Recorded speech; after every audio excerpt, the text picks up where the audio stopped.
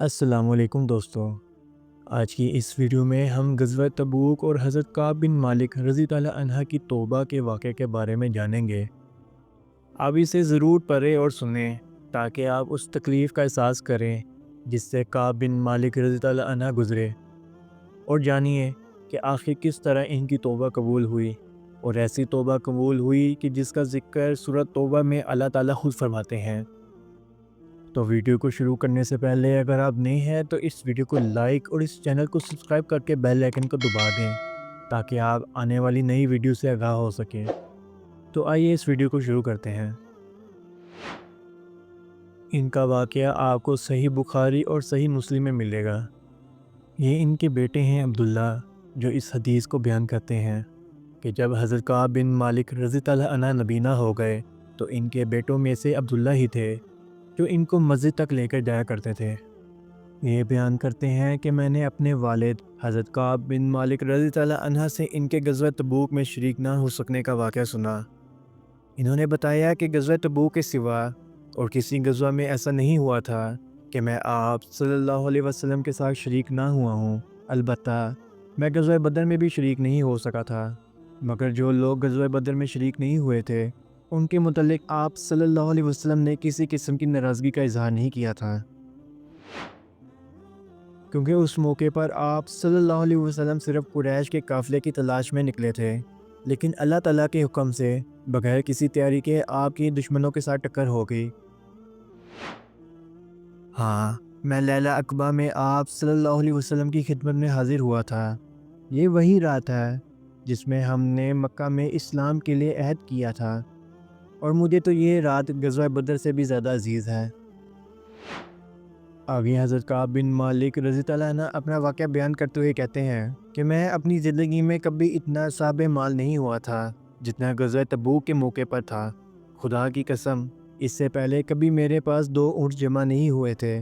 لیکن اس موقع پر میرے پاس 2 اونٹ موجود تھے۔ کعب بن مالک بیان کرتے ہیں کہ آپ صلی اللہ علیہ وسلم جب کبھی کسی غزوہ کے لیے ہمیں بتاتے تو اس کے لیے ذو معنی الفاظ استعمال کیا کرتے، یعنی کور ورڈز، یا جس کے 2 معنی بنتے ہو، تاکہ جو منافقین ہیں اس خبر کو لیک نہ کر دیں۔ لیکن غزوہ تبوک کے موقع پر گرمی بڑی سخت تھی، سفر بھی لمبا تھا اور دشمن کی فوج کی تعداد بھی زیادہ تھی، اس لیے آپ صلی اللہ علیہ وسلم نے مسلمانوں سے اس غزوہ کے متعلق بہت ہی تفصیل کے ساتھ بتا دیا تھا تاکہ مسلمان اس کے مطابق پوری طرح سے تیاری کر لیں۔ کعب بن مالک رضی اللہ عنہ بتاتے ہیں کہ اس غزوہ میں شامل ہونے والے مسلمانوں کی تعداد پہلے سے زیادہ تھی، اتنی کہ کسی رجسٹر میں بھی سب کے ناموں کا لکھنا بھی مشکل تھا، اور اگر کوئی شخص اس غزوے میں شریک نہ بھی ہونا چاہتا تو وہ یہ خیال کر سکتا تھا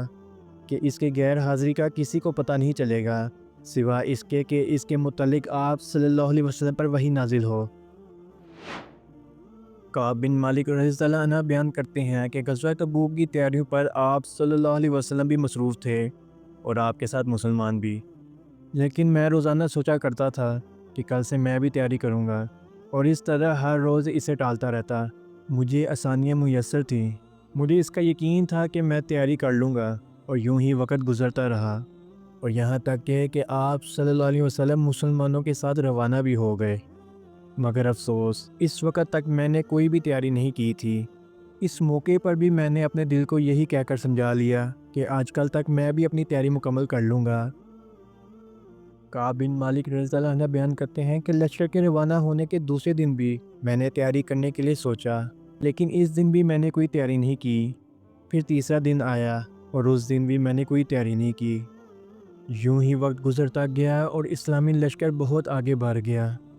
اب غزوہ میں شرکت میرے لیے بہت دور کی بات تھی۔ کعب بن مالک رضی اللہ عنہ بیان کرتے ہیں کہ مدینہ کے اب یہ حالات تھے کہ جب میں باہر نکلتا یا تو وہ لوگ نظر آتے جن کے چہروں سے نفاق ٹپکتا تھا، یا پھر وہ لوگ جنہیں اللہ تعالیٰ نے معذور اور ضعیف قرار دے دیا تھا۔ آپ صلی اللہ علیہ وسلم نے غزوہ تبوک کے موقع پر ایک مجلس میں میرے بارے میں دریافت فرمایا کہ کعب نے کیا کیا، تو وہاں بنو سلمہ کے ایک صاحب نے کہا، یا رسول اللہ، کعب کے غرور نے اسے آنے نہیں دیا۔ اس پر معاذ بن جبل رضی اللہ عنہ بولے، تم نے بری بات کہی۔ یا رسول اللہ، خدا کی قسم ہمیں ان کے متعلق خیر کے سوا اور کچھ معلوم نہیں۔ کعب بن مالک رضی اللہ عنہ مزید بیان کرتے ہوئے کہتے ہیں کہ جب مجھے پتہ چلا کہ آپ صلی اللہ علیہ وسلم غزوہ سے واپس تشریف لا رہے ہیں تو اب مجھے فکر لگنے لگ گئی اور میرا ذہن کوئی ایسا جھوٹا بہانہ تلاش کرنے لگا جس سے کل میں آپ صلی اللہ علیہ وسلم کی ناراضگی سے بچ سکوں۔ میں نے اس معاملے پر اپنے گھر کے ہر عقل مند آدمی سے اس کے متعلق مشورہ بھی کیا، مگر جب مجھے معلوم ہوا کہ آپ صلی اللہ علیہ وسلم مدینہ میں داخل ہونے ہی والے ہیں تو میرے ذہن سے سارے غلط خیالات نکل گئے اور مجھے یقین ہو گیا کہ اس معاملے میں جھوٹ بول کر میں اپنے آپ کو محفوظ نہیں کر سکتا، لہٰذا میں نے سچ بات کہنے کا پختہ ارادہ کر لیا۔ کعب بن مالک رضی اللہ عنہ بیان کرتے ہیں جب صبح آپ صلی اللہ علیہ وسلم تشریف لائے تو آپ صلی اللہ علیہ وسلم کی عادت ہوا کرتی تھی کہ جب بھی آپ کسی سفر سے واپس تشریف لاتے تو پہلے مسجد میں 2 رکعت نماز پڑھتے اور پھر لوگوں کے ساتھ مجلس میں بیٹھتے۔ جب آپ اس عمل سے فارغ ہوئے تو آپ کی خدمت میں لوگ آنے لگے اور جو لوگ غزوہ میں شریک نہیں ہو سکے وہ قسمیں کھا کھا کر اپنے عذر بیان کرنے لگے اور ایسے لوگوں کی تعداد 80 کے قریب تھی۔ آپ صلی اللہ علیہ وسلم نے ان کے ظاہر کو قبول فرما لیا، ان سے عہد لیا، ان کے لیے مغفرت کی دعا فرما کر ان کے باطن کو اللہ کے سپرد کیا۔ کعب بن مالک بیان کرتے ہیں اس کے بعد میں حاضر ہوا، میں نے سلام کیا تو آپ مسکرائے، آپ کی مسکراہٹ میں ناراضگی تھی۔ آپ صلی اللہ علیہ وسلم نے فرمایا آؤ۔ میں چند قدم چل کر آپ کے سامنے بیٹھ گیا۔ آپ نے مجھ سے دریافت فرمایا کہ تم غزوہ میں کیوں شریک نہیں ہوئے، کیا تم نے کوئی سواری نہیں خریدی تھی؟ میں نے عرض کیا یا رسول اللہ میرے پاس سواری بھی موجود تھی، خدا کی قسم اگر میں آپ کے سوا کسی دنیا دار شخص کے سامنے آج بیٹھا ہوتا تو کوئی نہ کوئی عذر بیان کر کے اس کی ناراضگی سے بچ سکتا۔ مجھے خوبصورتی کے ساتھ گفتگو کا سلیقہ معلوم ہے، لیکن خدا کی قسم مجھے یقین ہے کہ اگر آج میں آپ کو راضی کر لوں تو بہت جلد اللہ تعالیٰ آپ کو مجھ سے ناراض کر دے گا۔ اس کے بجائے اگر میں آپ سے سچی بات کر دوں تو یقیناً آپ کو میری طرف سے ناراضگی تو ہوگی، لیکن اللہ سے مجھے معافی کی پوری امید ہے۔